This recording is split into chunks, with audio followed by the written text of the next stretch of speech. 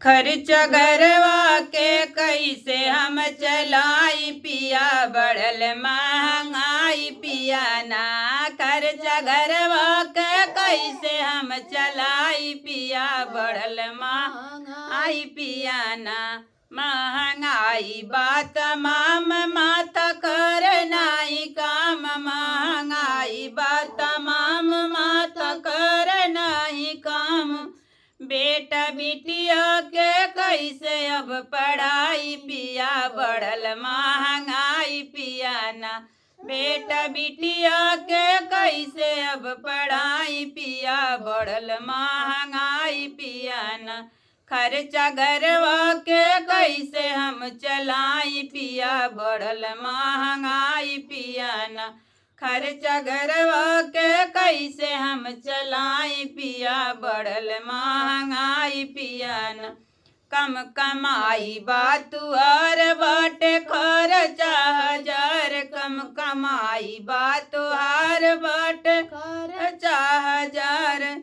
साग सब्जी भी अब कैसे आई पिया, बढ़ल महंगाई पिया ना।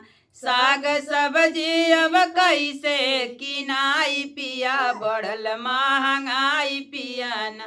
खर्चा घरवा के कैसे अब चलाई पिया, बढ़ल महंगाई पिया ना।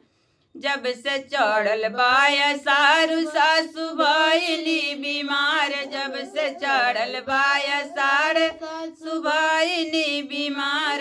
ओही में ननदी का होई अब अवाई पिया, बढ़ल महंगाई पिया ना।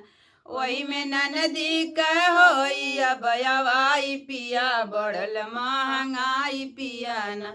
खर्चा घरवा के कैसे हम चलाई पिया, बढ़ल महंगाई पिया ना। खर्चा घरवा के कैसे हम चलाई पिया, बढ़ल महंगाई पिया ना।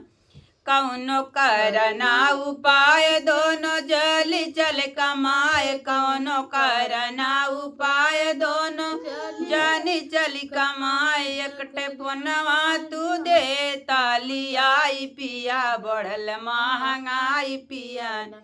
एकटे फोनवा तू दे ताली आई पिया, बढ़ल महंगाई पिया ना।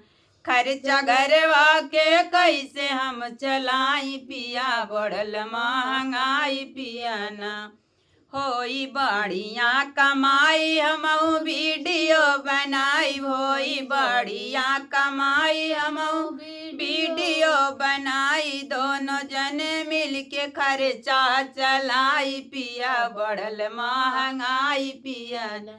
दोनों जने मिल के खर्चा चलाई पिया, बढ़ल महंगाई पिया ना।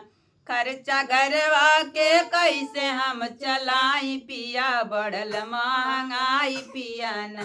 खर्चा घरवा के कैसे हम चलाई पिया, बढ़ल महंगाई पिया ना।